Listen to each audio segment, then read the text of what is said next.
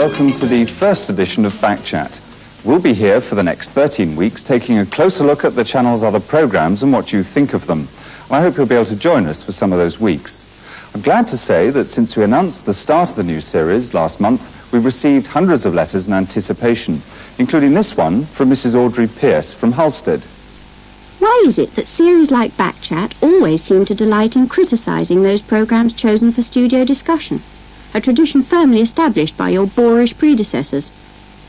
I trust you intend to occasionally defend programmes made for the channel. I, for one, would not be outraged if once in a while you disagreed with censorious viewers and their opinions. We're glad to hear it. Mrs. Pearce concludes, so please don't start by apologising to us on behalf of the channel for contentious material it has chosen to commission and transmit. Vicarious public confessionals for nervous TV executives make tiresome television. Try aiming for an Emmy, not another Mary Whitehouse Award. More gunboat rhetoric and less liberal guilt, perhaps. Well, we'll try our best. However, this week saw one of the strongest reactions ever witnessed against a programme produced by this or any other channel.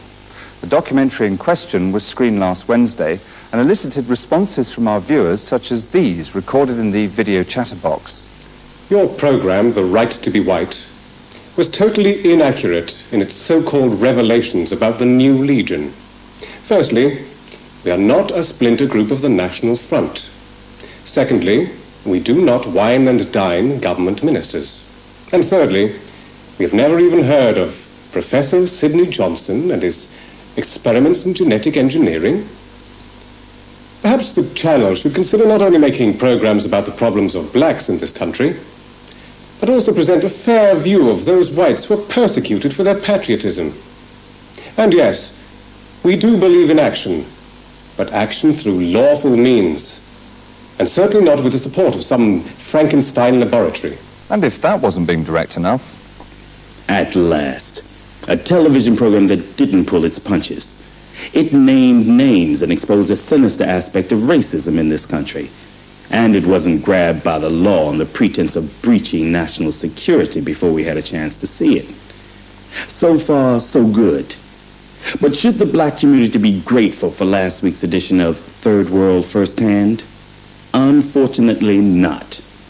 Courage and commitment it had, but where was its sensitivity and awareness? In the film report about genetically engineering skin color, every black person was presented as either a gross stereotype or simply as a silent victim. I know this made more dramatic television, but what about our image? I'm all for exposing those guilty of crimes against racial harmony and understanding, but not if it means always portraying us as the dumb victims of an experiment or somehow a problem of one kind or another. We've looked for ourselves in the heat of the night, in our beautiful laundrettes, and in radical documentaries. Our problem is that we're never there. What's your problem? So what was all the fuss about? Well, for those of you who've been reading your morning papers, particularly The Times, which ran this front page story only yesterday, will know that the film in question is The Right to be White, the last in the current series of Third World Firsthand, the channel's ethnic minorities programme. The film report showed the startling case of the Cook family. Their first child, although born black, miraculously turned white as he grew up. The filmmakers, while in the course of making the programme, also discovered some other apparently disturbing activity. The Institute of Genetics, on the outskirts of Paris, is where Professor Sidney Johnson is currently working on advanced stages of his research into the case of the Cook family. It was here, on a cold morning in December, that Johnson made a staggering breakthrough. However, to date his findings have been published in only one obscure scientific journal, yet their impact on a world riddled with racial tension will be devastating. We spoke to him about those findings, of which the public remain largely ignorant. The mutant gene which caused the miraculous transformation of the skin color of Nathan Cook has given our research a tremendous boost. So is a freak case such as the Cook family ever likely to happen again? Oh, I wouldn't think so. The gene in question is almost certainly particular to the population of the island village into which Charles Cook married. Then your research isn't primarily geared to preventive measures like averting genetic accidents? No. So what is it geared to? It's, Simple question, Professor. What is your work geared to? I was going to say that as a result of the extraordinary events which took place within the Cook family, that soon it will be possible to offer mixed couples a choice. Could you be more explicit? Where you have at the moment one black and one white parent, we could offer them the choice of having a black or a white child. That is what the Cook case taught us. With further research, we could not only prevent it happening again by accident, but we could go one step further and offer couples a chance to actively predetermine the skin color of their unborn child. That is if they want to. I don't believe that. Only if they want to, you understand. Are you being serious? We won't be making white people, if that's what you're driving at. With further research, we could make black babies too. But what's the purpose of Don't this? understand the question. What I'm asking is, why offer people such a choice and risk it being used irresponsibly? As a scientist, I'm not involved with the detail of the practical application of my work. That's for society to decide. Its moral, social, and political implications not really my concern. Like Oppenheimer? No. Well, I don't think so. And in any case, you can't hold Oppenheimer responsible for what was done to his work. But many people would say that's a very naive attitude to take. Look, if you took these cameras into the streets and asked the people, men and women in mixed marriages, what they thought, some would say yes to such an idea, others no. But I think very few wouldn't be intrigued by the possibilities. I must object to your program, The Right to be White, very strongly. The media bakes its own cake and then proceed to eat it. Black and white are words which are a product of the media. They're not a reality. And as for the assumption that color is important, that's basically false. At the most, color is just another mask for class. If all the peoples of the world were one color, some would still exploit the others or enslave them in different ways. The people of South Africa are not being persecuted because of the color of their skin. They're put to work, yes, and then they're left landless and rootless, while others profit at their blood, sweat, and tears. And that scare tactic the program tried to use. A change in skin color would change the politics of this country. What a lot of eyewash.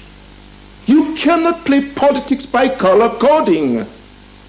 Look, why not devote more programs exposing the class division that rules us, rather than concocting some Alice in Wonderland rubbish? Not all of our video chatterbox viewers were as angry as those we've shown. Some were puzzled. As one of many black viewers of Wednesday's edition of Third World First Hand, I was very disturbed at the program's implications. Now, if the professor featured in the documentary wasn't completely mad, why was such a very important program scheduled so late in the evening? And why was there no follow-up in the press about his appalling claims? Apart from endless pieces about the independent broadcasting authorities being in trouble for having shown it at all, I've seen nothing about what the program was actually saying. Were his claims true? The answer, according to Dr. Rupert Edwards of the University of London, is probably no. Although The Right to be White was fascinating in its coverage of the Cooks and the problems of the single-gene defect family, the film's conclusions that we shall soon be dictating the skin color of our unborn children were completely irresponsible. In my opinion, it is not only undesirable, but also impossible. It seems to me this program seeks to alarm the public for its own political ends. There exists government legislation to prevent this kind of pure research being applied in secret. And the many beneficial aspects of genetic engineering, such as protein and vaccine manufacture, which actually save lives, were completely and conveniently ignored. That was just one of many professional opinions we canvassed about the program. Tonight we have with us in the studio the producer of Third World First Hand, Malcolm Clark, the director of the report, The Right to be White, Connie Jackson, and Mr. Leonard Hassan, a viewer from Brighton. Well, before we get into a studio discussion, let's have another look at some of the film and the extraordinary case of the Cook family. I went to the island in '75 to shoot a documentary, strangely enough. One of the locations was this remote village in the northwest corner of the island. It took us a day and a half on horseback. absolutely beautiful country. Anyway, that's when I met Grace. I fell in love with the place, I suppose. So when the film was finished, I flew back and Grace and I got married. Of course, Nathan, our first child, was born on the island. We returned to the UK in late '79 when Nathan was about 3 years old. It wasn't until later that we noticed he was gradually changing colour. How did you and your wife react at first? Well, we couldn't quite believe it, could we? No. Did Nathan change in any other ways? No. He just slowly went white, like me. Then later it happened quickly. The process seemed to accelerate. Well, of course, we tried to explain it to him, but he's not really old enough to understand even now. I mean, we don't fully understand ourselves yet. In very simple terms, our gender, colour, and physical characteristics generally are determined by message-carrying DNA. Each individual DNA has its own accompanying amino acid, and this chain of DNA and amino acid determines the production of proteins and genes. However, a single gene defect was present in Charles Cook's wife, caused by a fault along the chain of message-carrying DNA, causing the production of a different amino acid, then protein, then gene. We have traced this back to one woman who lived in that particular village in the 1850s, who had 17 children. The effect of this defect has been to delay the determination of skin pigmentation in Nathan Cook, so that although it initially appeared to be black, it resolved itself rather dramatically to white much later. We used to play games with him. You know, try things. Paint our faces, different colours, things like that. Try to have fun with what was actually happening. For our sakes as much as his. Now that he's older, we just try and impress on him that it doesn't really matter what colour you are. Do you believe that? No, not really. What do you believe then? Well, I believe myself when I tell him that even if he were orange with purple spots, I still love him. Even so, I don't know. That's about all I do believe. And that it's probably better for him that he's white now, not black. Charles Cook there talking about his son Nathan. Mr. Hassan, I'd like to start with you because I know you liked the programme, but you did have some reservations. What was it that troubled you most as a viewer? Well, I thought the treatment of the cooks was very good indeed. In fact, excellent. But as soon as we got to the authorities, especially Professor Johnson, I began to worry because I was being told what to think and believe. Look, I do sympathize with the black question. Obviously I do. But I just didn't think what Johnson was talking about was possible. You wanted to believe it because it was good for your film, that a black scientist was going to decide the color of our babies. Can I just say... I mean, these programs, these ethnic minorities, or whatever you call them, are specifically made for people like me and me. But this film didn't help to explain anything. In fact, it made matters worse. Take, for instance, the existing racial fears and tensions and so on and so forth. Connie Jackson, you wanted to say something. First, I think we should put aside ethnic minorities programming, who they're made for and why, because that's a whole issue in itself. But as far as this film is concerned, our film, the important thing to establish here is that Johnson and his experiments are very real. And what we should be asking ourselves is what kind of threat they pose, not whether the prospect is going to scare a few people when they see it on television. But how would you answer the criticism of, say, Dr. Edwards, that the research you featured in the programme is both strictly controlled and very much in the realms of science fiction? I'd say Or were you being alarmist or even gullible, as I think Mr. Hassan was implying? Not at all. And calling Johnson's experiments science fiction is just a neat way of avoiding the issue right now. Then bang, one day black couples are having white babies. Only if they want to, you understand? Exactly. Sure, all genetic work in this country is supposed to be monitored. We know that. But Johnson's doing some of his research in France right now, which was made quite clear in our film. And then there's industry, providing the money, the facilities. And industry won't open its files to scrutiny from the outside, and it's certainly not even being asked to by this government. Does that answer your question about the probability of Johnson's experiments being both usable and successful in some way? No, not really. Because the question wasn't answered, and I don't really understand what industry has got to do with it. That wasn't made clear in the film either. Well, What we're saying with the film is that Johnson's basic racial ideology doesn't conflict with that of British industry. They fund him for all kinds of other work, but they know that he's spending vast amounts of those funds on these particular experiments and they don't object. Why? Well, maybe it's because Johnson, as a black scientist, sustains their idea of race, and it's in the interests of industrial power to continue this illusory concept of white versus black. And as long as that's accepted, the real issue, the class issue, won't be discussed. But isn't it a fault of the film that you portrayed Johnson very much as a simplistic villain? Oh, we haven't portrayed Johnson as a villain at all. That's far too easy.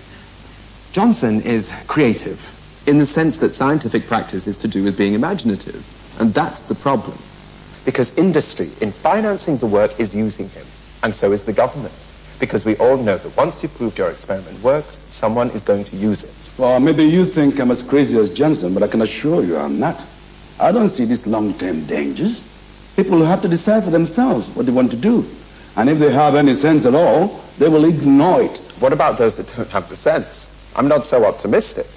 You see, the film, in the end, for us, was about alerting the public to the fact that we're soon going to have the chance to choose to have a white baby. Do you want that kind of choice? Why are we being offered the choice? And most importantly, will it remain a choice? But as I understand Professor Johnson's experiments, there is a choice for both white babies and black babies. Well, all he actually says about that is given time. But that could mean anything. So it is a main point of the film, then, that there will not always be a choice. Exactly. God knows it would be monstrous. But who's to say some future government won't use this breakthrough as a partial solution to their own peculiar problems? Racial problems I'm talking about. I mean, I'm amazed that Johnson or Mr. Hassan or anyone can't see that as a real possibility. Why sit around discussing the obvious? This film began as a simple documentary about the cooks, but it snowballed into something much more complex and sinister. So much so I had to say, stop. Let's think about this carefully. Because it's clear someone is going to use this in some way. I mean, 15 years ago, who would have believed it'd be so easy to enforce birth control and sterilization on whole communities of the third world in Asia? Huh? Or perhaps we could return to that in a minute after we've seen some more of the film. I should explain it is the Independent Broadcasting Authority's responsibility to watch over the public's viewing on independent television. And this week they've come under attack for not previewing The Right to Be White prior to transmission. Because of possible legal proceedings, we cannot show you certain parts of the film.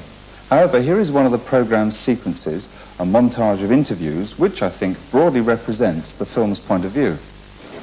On the advice of its managing director, Sir John Fraser, Allied Chemicals last year invested over £2 million in a research programme headed by Professor Sidney Johnson. Neither Fraser nor any other company spokesman apparently knew of funds being diverted for other purposes. Fire away. I'm in a bit of a rush. Right.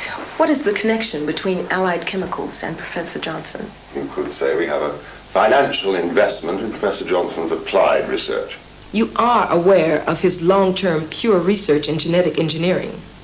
More specifically, his work relating to affecting skin color in fetuses? Absolutely not. But is not Allied Chemical paying for it? If we are, we have been unaware of it till now, and will certainly look into the matter. I understand the investment in Professor Johnson is quite considerable. I find it very hard to believe you are unaware of his latest far-reaching developments. You could not call them insignificant. All we require of Professor Johnson are quarterly reports and accounts, and news of any breakthroughs in the meantime, with regard to the specific work he's doing for us, that is. So in Professor Johnson's quarterly reports, there's been no mention of... I couldn't really comment on that, as the reports are strictly confidential. One last question. As the research in skin pigmentation will now be made public, what is your company's views likely to be? I imagine our board of directors will regard such work as having little or no bearing on our general arrangement with Professor Johnson, who is, I might add, a brilliant scientist. Professor Johnson, does the British government provide funds for your work? Yes. And what about the French? Yes, they do. Why the French? Is there some kind of... Well, I should imagine that they're interested in my research. Is it true that the French system of monitoring genetic experiments is more relaxed than the British, and therefore you're free from interference here? That hasn't been my experience. A little less red tape, maybe. Fewer forms in triplicate, that is all. As you are already receiving substantial funding from industry, don't you think the British government would be better advised spending its limited resources on research into killer diseases, such as AIDS? I couldn't answer that question.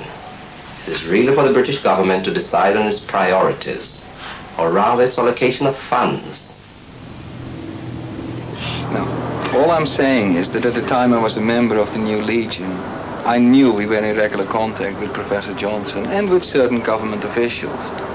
Now, the two things weren't connected in any way, like a plot or something, but there was great interest in his work, and especially what it might mean for the future. And I do think that we helped him in some way or other. What kind of help? Could you be more specific? No, I couldn't. I'm sorry. What was your reason for leaving the New Legion?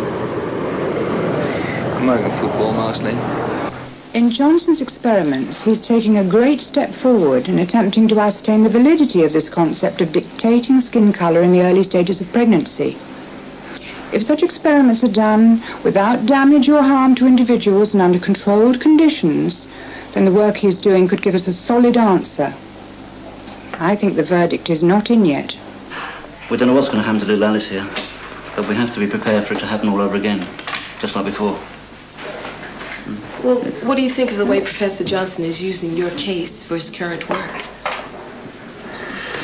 When Nathan began to change colour, Grace kept saying, God knows what he's doing. She's very religious, you see. Unfortunately, I don't have that kind of strength. So to me, Johnson is a black man playing a white god. It's like one of those horror movies, don't you think? Right, darling? The Cooks have never met with Professor Johnson, nor have they received any form of communication from him. But no doubt he too is watching Alice Cook's development with a keen eye. Should she, like her older brother, also become white, his controversial theories and proposed options for parents will begin to attract more support and credibility than they are doing at present. Mother Duck was more than worried how long the eggs were taking. Don't you know that one? How ugly it is, honestly. How are you getting on playing with all these other two? Getting on very well or not? In a single... Perhaps at this point I could bring in Lawrence Savage of the Department of Trade and Industry. Mr. Savage is unable to be here in person, but we are able to speak to him in his office. Mr. Savage, I know you have strong feelings about the film and indeed have spoken out against it in print. Yes, Robert, I have. Because it's a very serious matter indeed, and I wouldn't be surprised to see it end up in the courts because of inadequate vetting prior to transmission. We've read many adverse reactions, both from government and industry. I'm not surprised. Would you care to state the government's position as you see it now? With pleasure. The film is littered with completely unsubstantiated innuendos that the government is in cahoots with extremist groups and large industrial concerns to co-finance racially inflammatory experiments. This is utter nonsense, really. But I think it's a sad state of affairs generally that this kind of naive journalism can further damage the image of the media, which has not been good in the past 12 months or so. What sort of permanent damage are you thinking of? Well, if a court action should result in a review of the current methods of vetting programs in advance, I think this would be a sad loss to the quality and the independence of British broadcasting, which of course is the best in the world. Malcolm, what's your reaction to that possibility? Well, it's predictably misleading to isolate our film or any individual program as threatening a whole profession. But we're talking about a much larger issue here. It seems to me we're constantly being faced by this kind of politics, which is designed to make any opposition feel impotent or immoral in some way, but with arguments which are intellectually insulting. What Malcolm is saying is that egg must go on the appropriate faces, that's all. We can't rely on the popular press to make our case for us. But you cannot expect the newspapers to be on your side just because you... I'm not talking about our side. I'm talking about your side. Now, I don't think Mr. Savage cares one bit about the freedom of television reporting. And in fact, he's wrong. It's been a good 12 months for the media and a bad 12 months for the government. There have been arguments about terrorists exploiting the media simply because we point our news cameras at them. Films on MI5, Sinn Féin, black people dying while in police custody, all delayed or banned. No, it's not the media that looks like it's fucking up. Tony, I must stop you there. Now, hold on a second. I'd like to know what Mr. Hassan thinks. Do you think you need protecting? No, Well, I shouldn't think so, no. Isn't it in your public interest to know what's going on? Well, I don't know anything about the media or the media people. Well, I do agree with you that we should be allowed to choose for ourselves what we want to see, even if it's biased. It's all biased, and most of it in Mr. Savage's favor. Well, would you like to come back, Mr. Savage, and comment on what's been said, which is, I think, that the government would be happy if it could muzzle the media, and that programmes like The Right to be White only offer an opportunity to argue that case further? There's no evidence that this government ever attempted to muzzle the media or in You any did way it with the attempt to interfere. Falklands. I'm sorry, I didn't hear what you said. I was speaking at the time. You censored coverage of the Falklands, Mr. Savage. We most certainly did not. You went one better and managed it completely from start to finish. And if that's not hijacking the media, I don't know what is. Before I comment on matters of national security and wartime news coverage, I should like to remind Miss Jackson and Mr. Clark of the current situation in South Africa. The government there has outlawed any media coverage of certain countries. Hold on, Connie. You tell me the difference between the South African government saying that cameras produce violence and this government saying that reporting terrorist activities encourages terrorism, or that a film such as ours shouldn't be shown because it's not in the public's interest. Are you saying our film is completely inaccurate? No. Professor Johnson does receive the research grant, which he qualifies for under perfectly normal circumstances. But your film gives a distorted impression of government interest in this research. And as a result, the 4 million viewers who saw your program have been seriously misled. They have not been misled. What other possible motive could this government have for supporting the idea of let's all have white babies, if not to divide and control the racial makeup of our society? And in such a brazen manner, I'm sure would have been quite different if the scientists hadn't been black. We would be failing in our duty as a government if in this country we did not support and encourage work which would be of benefit to the scientific community at large. You cannot prevent or stop pure research because of absurdist, scaremongering propaganda. I'd like to stop you there, Malcolm. Come to Mr. Hassan. Have you any comments to make on what's been said or any other questions? You've been sitting there very patiently. Well, I think we've strayed off the pathway a little bit, if I may say so. But could we return to the original point about ethnic minorities program, which Ms. Jackson here didn't answer at the time? Why do you think black audiences should be more interested in your film or the other kinds of film that Malcolm here produces for his series? Maybe I can't expect them to be more interested, because we're certainly unable to make black game shows or weekly soaps or lavish costume dramas, the type of television people actually watch. Yet I hope they will watch, simply because they involve black people. Now, I have no idea what ethnic minorities programming could possibly be. As far as I'm concerned, it doesn't exist, except maybe as a budget heading for TV executives. But you've been given money to make it. Not enough, Mr. Hassan. Not enough to make a difference. And the only reason they give us that is because someone, not us, thinks they know what you're supposed to be interested in. You see, the point is, just having our own slots not only compounds segregation, but it also gives the media establishment the cue to deny us free and equal access to the whole of the media. We need to change the way in which blacks are grossly and consistently misrepresented. And we can only do that by gaining access to and becoming part of the mainstream. Yeah, and as soon as we... Hold on, just let me finish, Connie. We must have artistic control over our own programs in order to redress the absence from all the technical and creative functions of the media. So-called equal opportunities will never work when it's handed out as a concession at the whim of the white establishment. But at the moment, we have no choice but to take any opportunity we can. Yeah, and as soon as we're recognized as a special program area, the real danger lies in their unconscious desire to pay us off and keep us out of the mainstream. Can I just say, Mr. McKinnon, listening to all of this, the real danger lies in making films like The Right to be White. This is not going to help any would-be black producer or filmmaker break into television. I can assure you of that. What is that supposed to mean? Can't give black production companies or anyone the chance to produce for television only on the condition that they behave themselves. We're not just here to service the schedules and collect our production fees. I'm afraid we have to stop our discussion there because we've come to the end of our first edition of Backchat. Next week, we'll be discussing, among other items, Wonder Woman, the magazine programme for women, and the children's science fiction serial Black Grass. The address, should you wish to write about any of the week's programmes, follows shortly. But all that remains is for me to thank our guests and to hope that you'll join us next week. But I'd like to leave you with the final extract from The Right to be White. Until next week, then, good night. I used to be like you. What do you mean? Do you mean that you looked like me? Yes, black. Just like you. What was it like? Do you remember? No, not really. Well, what's it like now? Do you feel any different? No, it's all right. I'm going to a new school next year. I'll meet lots of new friends. My dad says it's the best school for miles around. And what does your mother say?